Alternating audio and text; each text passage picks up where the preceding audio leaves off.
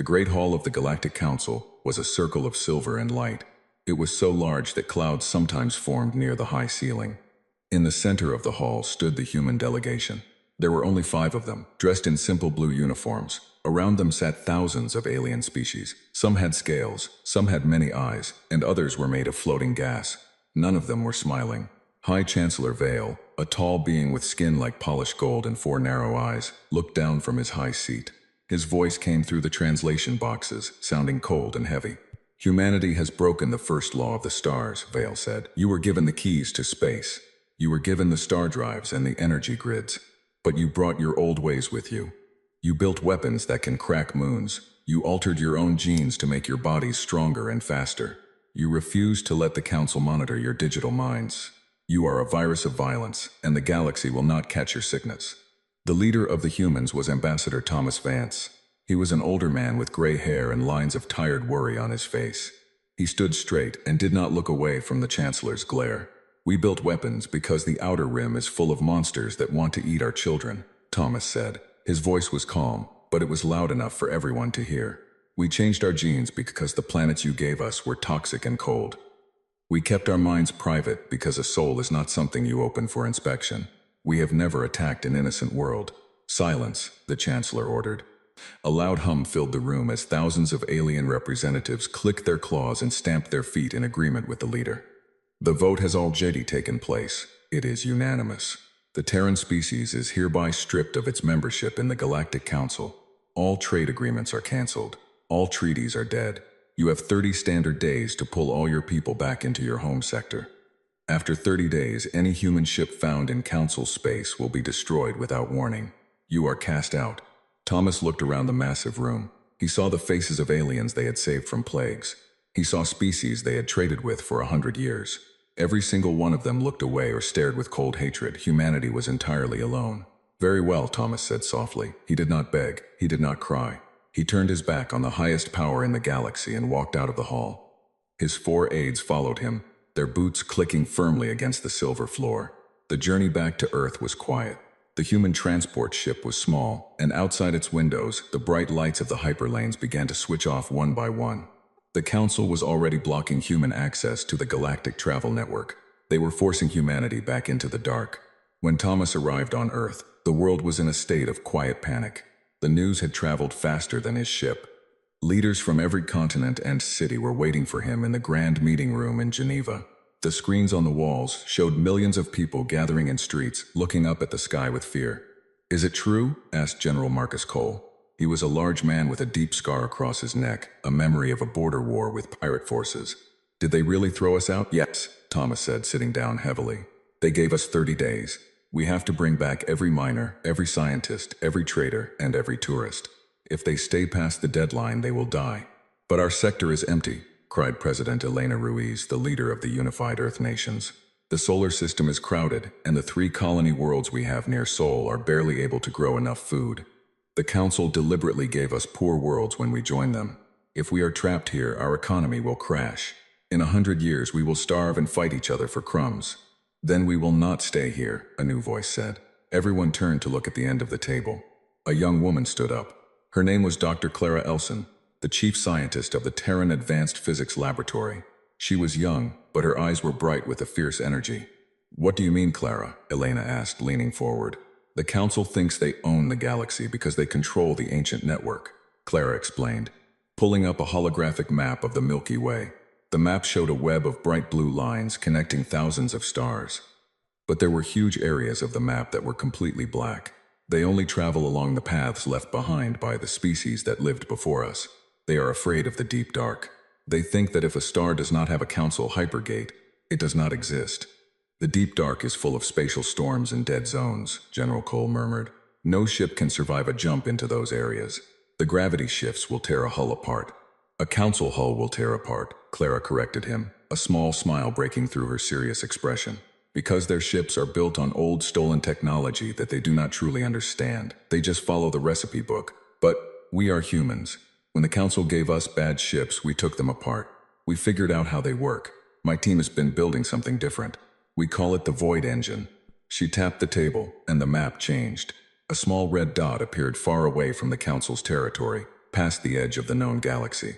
It was a region known as the Perseus Veil, a place of thick dust clouds, black holes, and violent radiation. To the Council, it was a graveyard. To Clara, it was something else. "The Void Engine does not use the Council's hyperlanes," Clara said.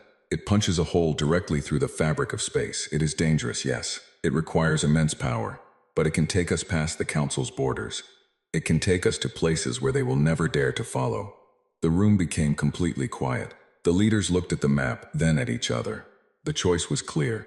They could stay in their small corner of space, slowly dying under the eyes of a hostile galaxy. Or they could leap into the terrifying unknown. "How long to fit this engine onto our transport ships and colony fleets?" General Cole asked. "If we work 24 hours a day, using every factory on Earth and Mars." 3 weeks, Clara replied. "Then do it," President Elena Ruiz said, her voice turning to steel. "We will not wait for them to starve us out. We will leave on our own terms." The next 3 weeks were a time of human history that would be remembered for thousands of years. The old differences between nations vanished overnight. Factories in Asia, America, Europe, and Africa worked without stopping. Great colony ships, massive cargo haulers, and simple mining vessels were lined up in orbit around Earth and Mars. Thousands of engineers worked in spacesuits, welding the strange, bulky void engines onto the backs of human starships. On the 29th day, the solar system was quiet. The cities on Earth were dark, because most of the power had been sent to the orbital shipyards. Billions of people had packed their lives into small bags and boarded the giant evacuation ships. Nobody wanted to be left behind under the shadow of the Council's threat. In his flagship, the Vanguard, General Cole watched the radar screens. A fleet of Council warships had appeared at the edge of the solar system. They were sleek, silver ships shaped like hunting birds, their weapons glowing with a cold blue light. They had come to watch the humans leave, or to kill them if they failed to move. High Chancellor Vale's face appeared on the Vanguard's main screen. "Your time is up, humans. Leave the sector immediately, or you will be fired upon." General Cole looked at the alien leader. "We are leaving, Chancellor, and we are taking everything with us." "Where will you go?" Vale asked, his voice full of cruel amusement. "You cannot survive without our trade. You cannot live on the rocks of your own small home. You will crawl back in a few years, begging for our mercy." "Do not hold your breath," Cole said. He cut the transmission. He turned to his crew. "Activate the void engines. All ships, jump on my mark." Across the human fleet, thousands of strange boxy engines began to glow with a deep, angry purple light. The space around the ships began to twist and bend. To the watching Council warships, it looked like the universe itself was tearing open. 3, 2, 1, jump, Cole commanded. With a flash of purple light that lit up the entire solar system, more than 10,000 human ships vanished at the exact same moment. They did not fly away down a hyperlane. They simply ceased to exist in that part of space. The Council warships scanned the area, but there was nothing left. No debris, no radiation trails, nothing. Humanity was gone. Inside the void, the journey was a nightmare of noise and color. The walls of the ships groaned under immense pressure. People held onto their seats, praying to whatever gods they believed in. Clara Elson watched her instruments closely. The heat in the engines was rising rapidly, but the hulls were holding. Human steel was heavy, thick, and strong. It was not elegant like alien glass, but it did not break. For 3 days, the fleet moved through the dark where time did not exist. Then, with another violent shake, the engines shut down. The window shutters of the Vanguard opened. General Cole looked out, his mouth falling open in shock. Clara joined him, gasping for breath. They were no longer in the dark. They were surrounded by a beautiful glowing cloud of gold and green gas. But inside this cloud there were thousands of stars. And around those stars were worlds, hundreds of them, green and blue, rich with water and life, completely untouched. The dust cloud of the Perseus Veil had hidden a secret paradise from the galaxy. "My God," Cole whispered. "It is beautiful." "It is ours," Clara said, tears in her eyes. "The Council didn't want us. So we will build our own home." And there, in the deep dark, where no alien dared to look, the kingdom of humanity began its first day. 10 years had passed since the Great Jump. In the heart of the Perseus Veil, what was once a fleet of refugees had become something magnificent. The humans did not build separate nations or fight over borders anymore. The pain of being cast out had welded them into a single, unbreakable people. They called their new home the Terran Kingdom. The capital world was named New Avalon. It was a massive planet, larger than Earth, with 3 silver moons and oceans that glowed softly under the light of a golden sun. Where there had once been wild forests and empty plains, a great city now stood. It was not made of the cold, delicate glass preferred by the Galactic Council. It was built of dark gray stone, heavy steel and warm timber. The buildings were grand and tall, built to last for generations. In the center of the city stood the keep of the first king. The people had chosen Thomas Vance to be their leader, not as a president, but as a king. They wanted someone who represented stability, a father figure for a species that had lost its home. Thomas sat at a long wooden table in the great hall, looking at reports from the outer sectors of the kingdom. "We have finished the orbital shipyards around Nova Scotia," General Marcus Cole said, walking up to the table. He looked older now, his hair completely white, but his posture was as straight as a sword. He wore a dark blue uniform with gold trim, the uniform of the Royal Terran Navy. "We are now producing 20 heavy cargo ships and 5 security frigates every month. Our steel production has tripled since we tapped the iron asteroids in the third ring." "The farms?" King Thomas asked, his voice deep and warm.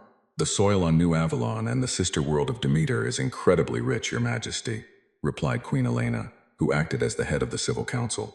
"We are growing more food than we can eat. The storage domes are full. For the first time in human history, no child goes to bed hungry anywhere in our territory. We don't need the Council's trade. We never did." Thomas smiled, but his eyes remained watchful. "And what of Dr. Elson's work? Have we secured our borders?" "The void gates are active," a voice called out from the doorway. Clara Elson walked into the room. She was no longer the young scientist in a lab coat.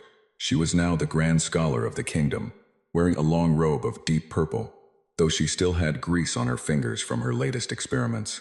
"We have placed hidden scanners all along the edge of the Perseus Veil. If any council ship tries to enter the dust cloud, we will know before they even cross the boundary. Furthermore, our void gates allow our ships to travel between our 20 colony worlds in minutes, completely bypassing the need for hyperlanes." "Good," Thomas said. "The council thinks we are dead or starving. Let them keep thinking that. Peace is a rare gift, and I want our people to enjoy it for as long as possible. But peace is a fragile thing in a universe full of greed." Far outside the borders of the Terran kingdom, the galaxy was changing. The Galactic Council had grown arrogant.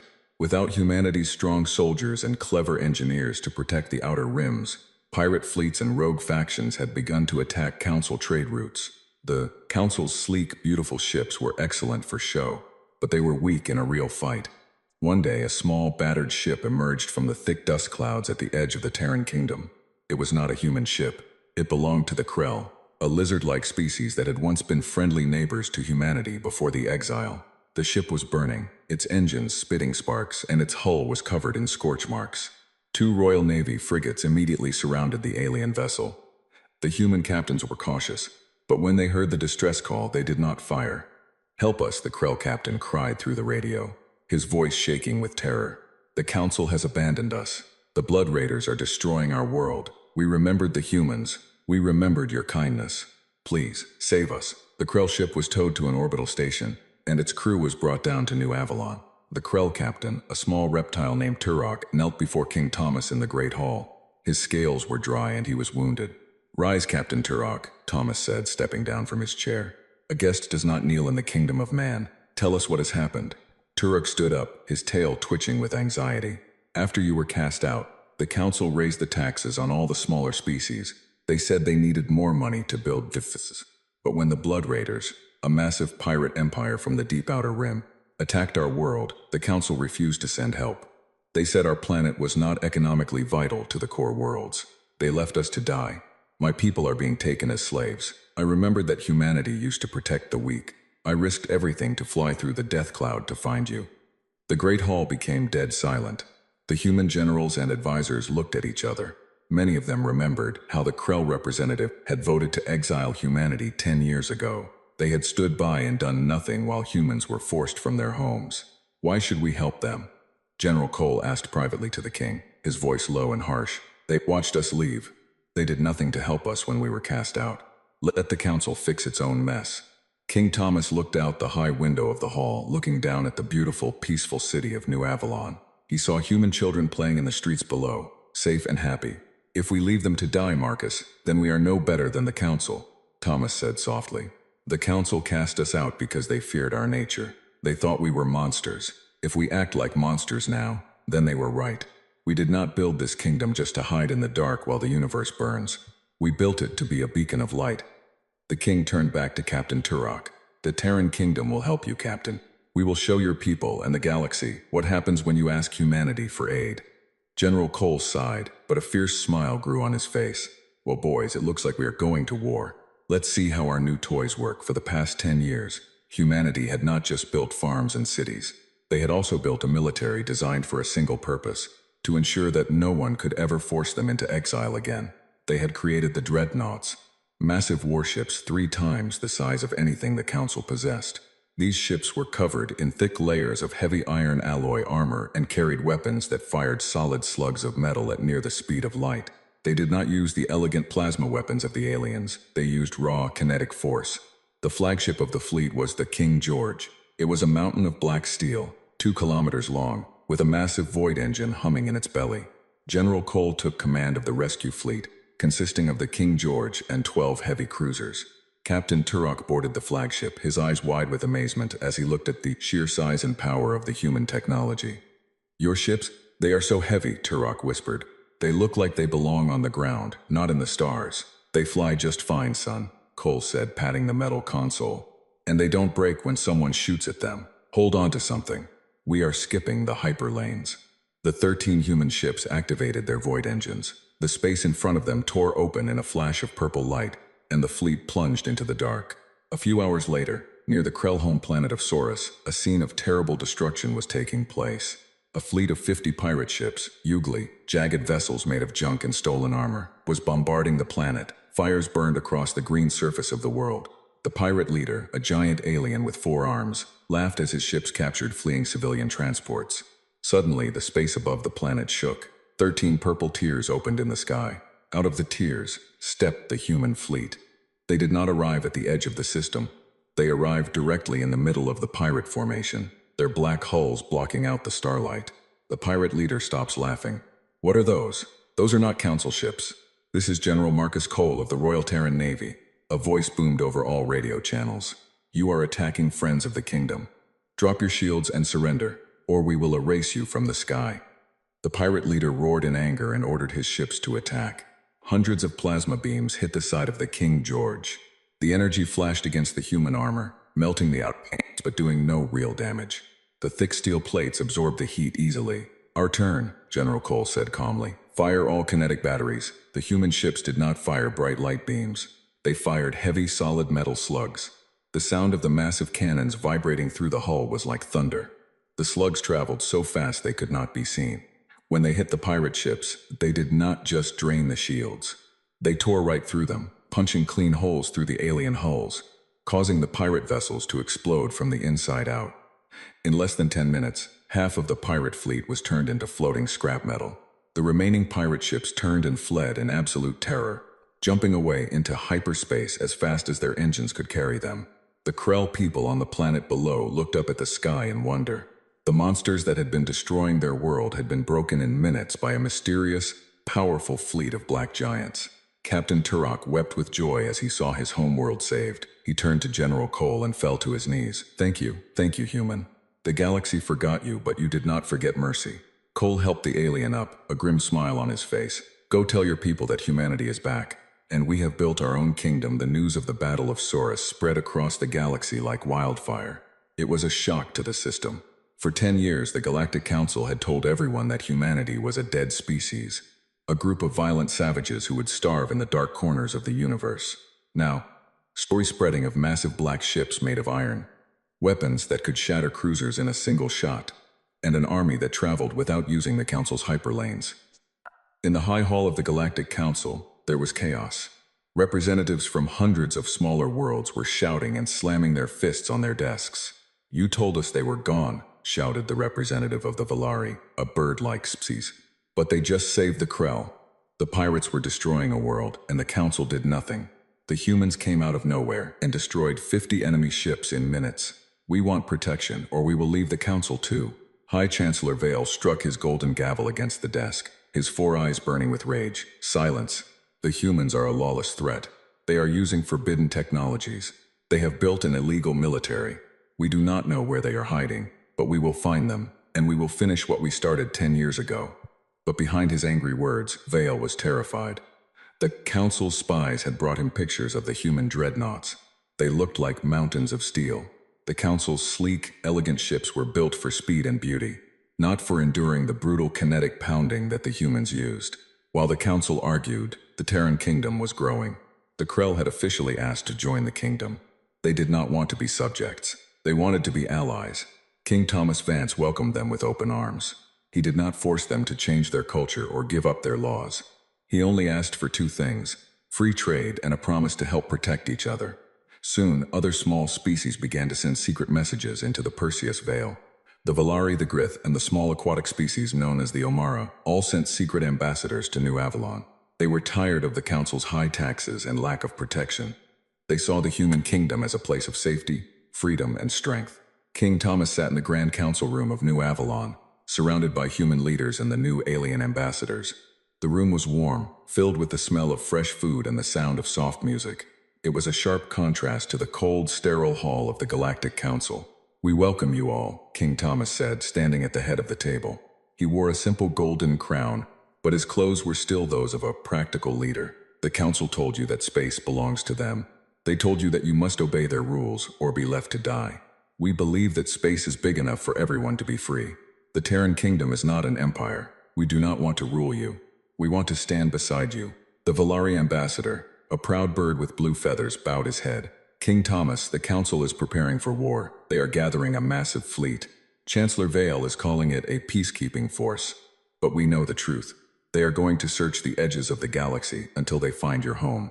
If they find you, they will destroy everything you have built." General Marcus Cole leaned forward, his large hands resting on the table. "Let them try. Our scanners show that their fleet is large, yes. They have 500 ships. But their ships are built like glass toys. They use shields that can stop plasma, but they have no defense against a 2-ton chunk of iron flying at 30,000 miles per second. We must not be arrogant, Marcus, Doctor," Clara Elson warned, stepping up to a large holographic projector. "The Council has one advantage: numbers. If they find our colony worlds, they can overwhelm our defense stations before our main fleet can arrive, and their hyperlanes allow them to move quickly between the core systems." "Then we change the map," Clara said, her eyes flashing with excitement. She tapped the projector, and a map of the Galactic Council's territory appeared. The Council relies entirely on their hypergates. These gates are ancient machines that open the lanes.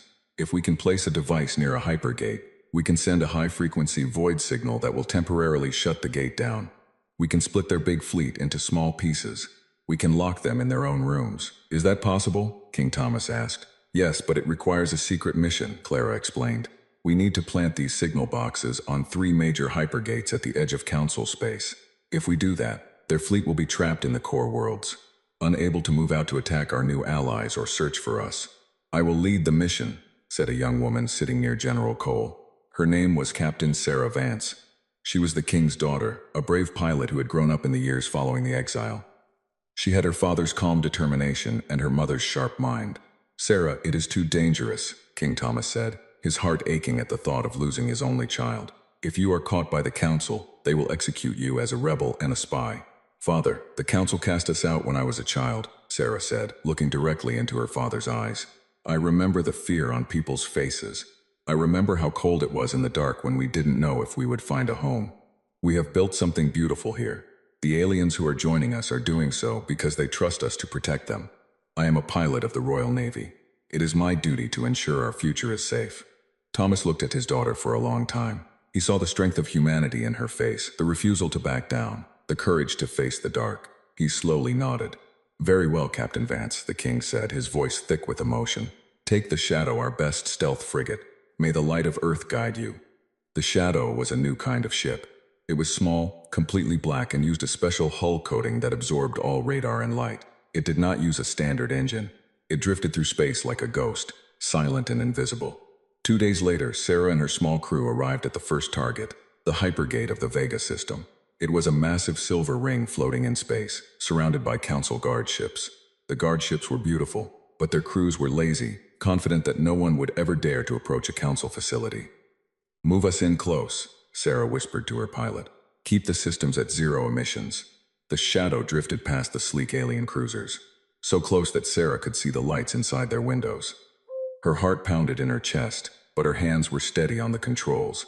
A human spacewalker stepped out of the airlock, floating silently through the dark. He attached a small black box to the side of the giant silver ring, then floated back inside. "First box is set," the crewman reported. "Good. Move to the next target," Sarah ordered. For 5 days, Shadow played a dangerous game of hide-and-seek with the Council Navy. They planted the second box at the Deneb Gate, and the third at the Orion Gate. It was a perfect operation, done without firing a single shot or raising a single alarm. However, as they were turning to leave the Orion system, a sudden solar flare from the nearby star flashed across space. The massive burst of radiation blinded the Shadow stealth sensors for a few seconds. On the radar of a nearby Council cruiser, a small blip appeared.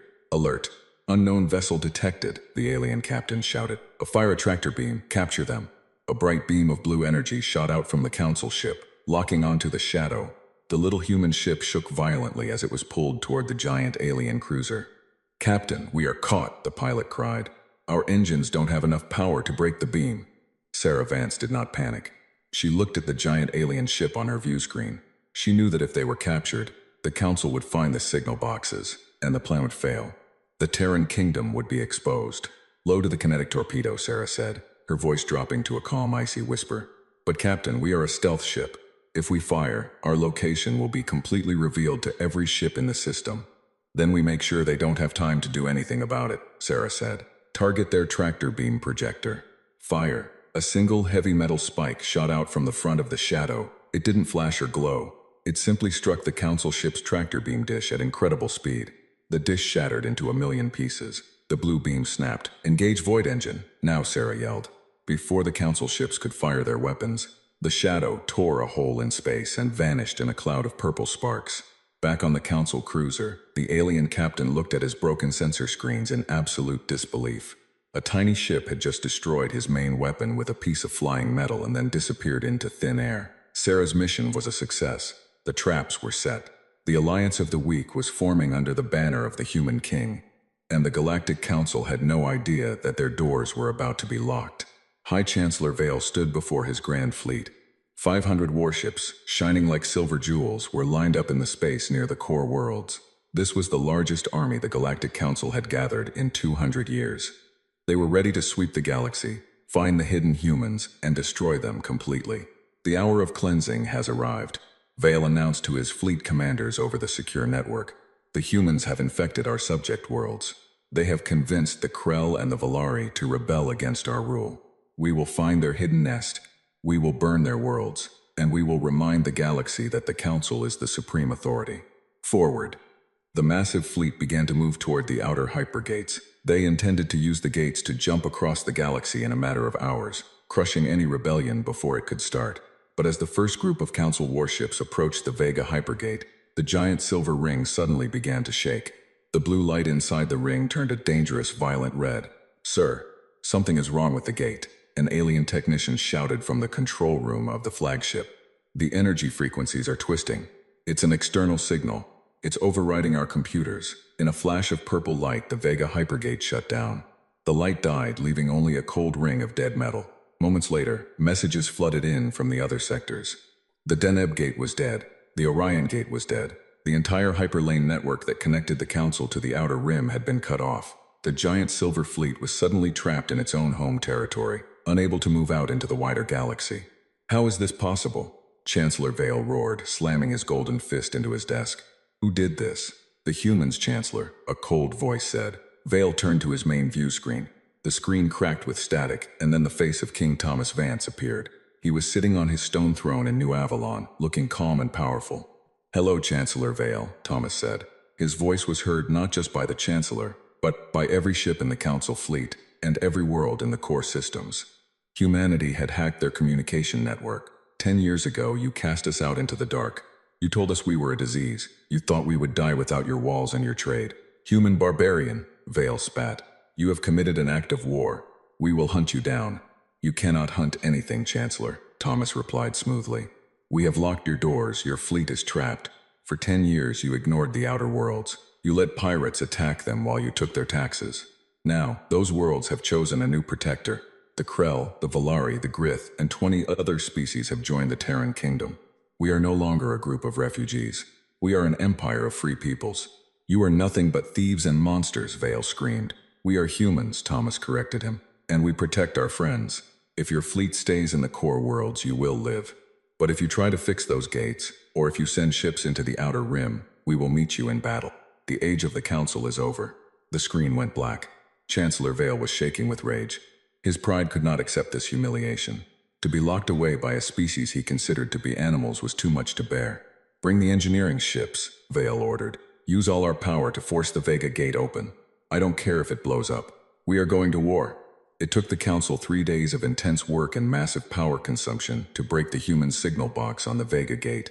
The ring flared back to life, but its energy was unstable. Vale did not care. He ordered a force of 200 warships to jump through the gate immediately, heading directly for the sector, where the human ships had been spotted during the rescue of the Krell. When the Council fleet emerged from the hyperlane near the Saurus system, they found that the humans were already waiting for them. But it was not a small rescue fleet this time. It was the full might of the Royal Terran Navy.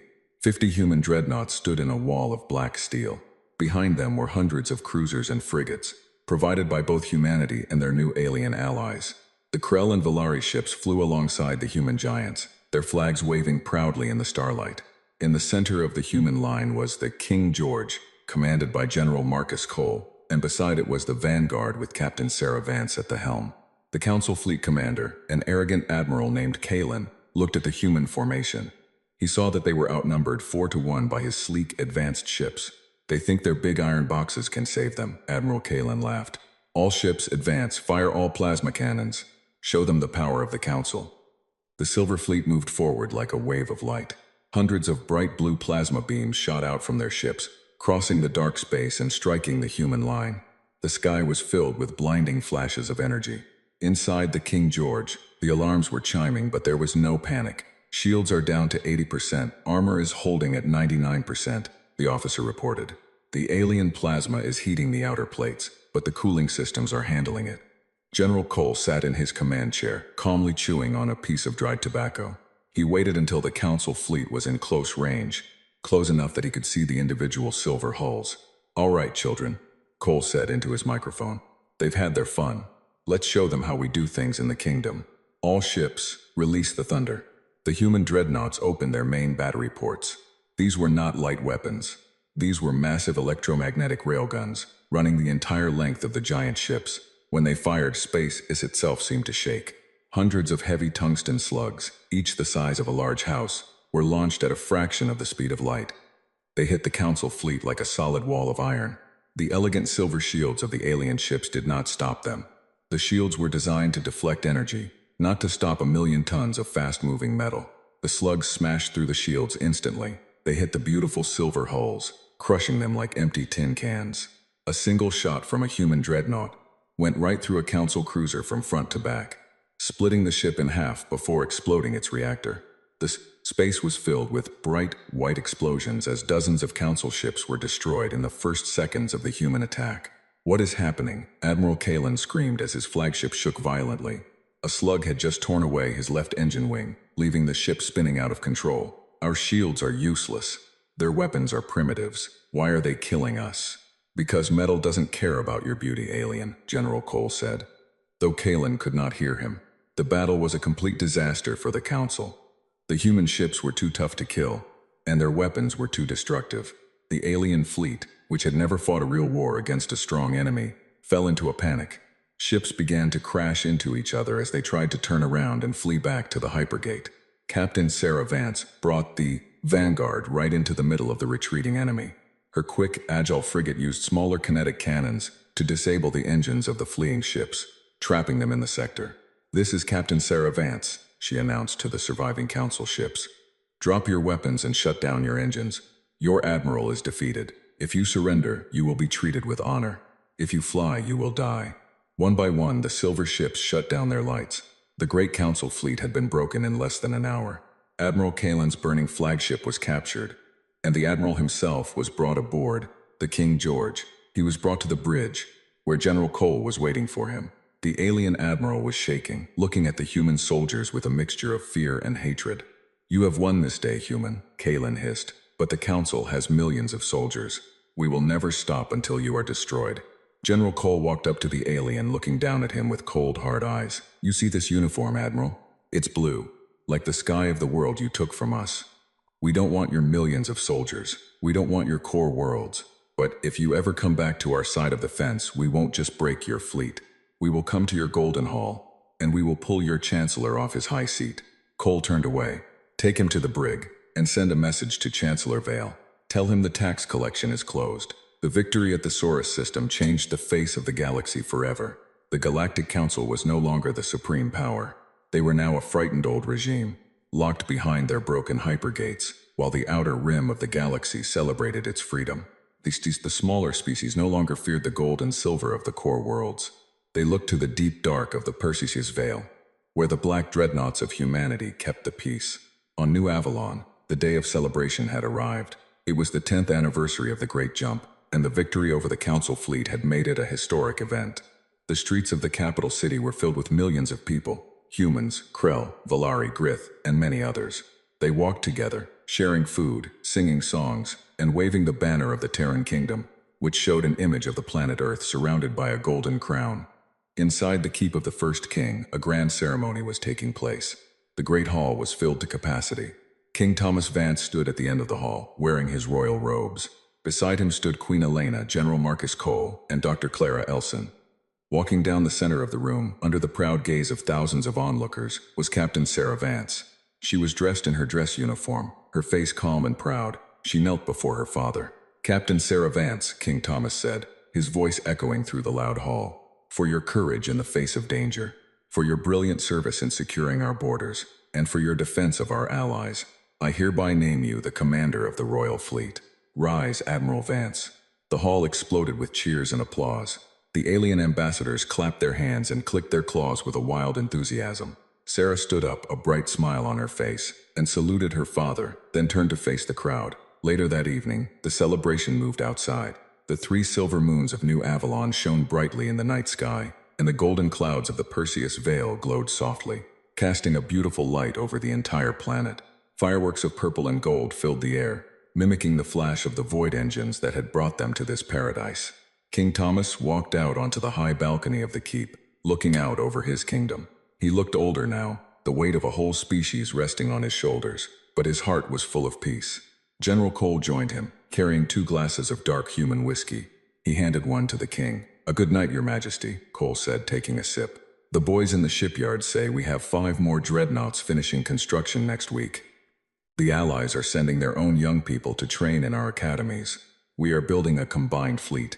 It is more than I ever dreamed of," Marcus Thomas said, looking at the happy crowds below. "When we were standing in that silver hall in the council core, being told that we were trash, I thought it was the end of human history.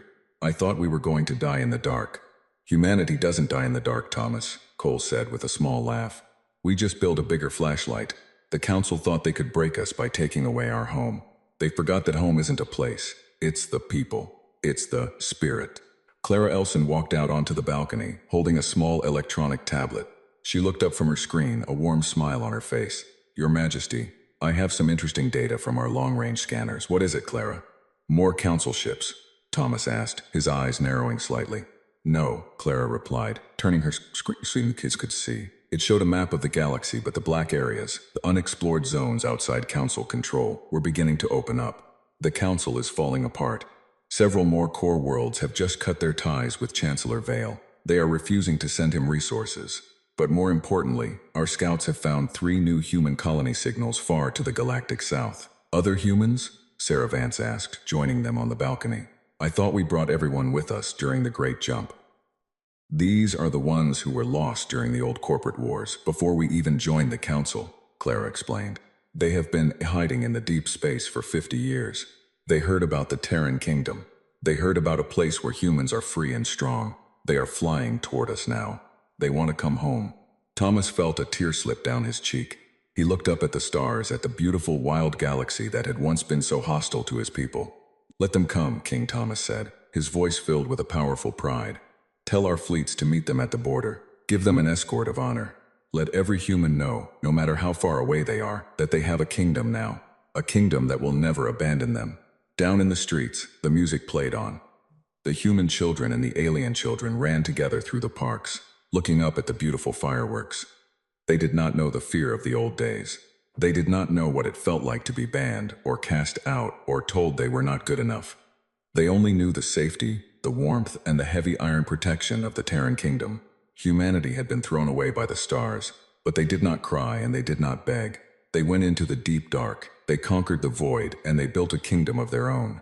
A kingdom that would stand, strong and unbreakable, for 1,000 years to come.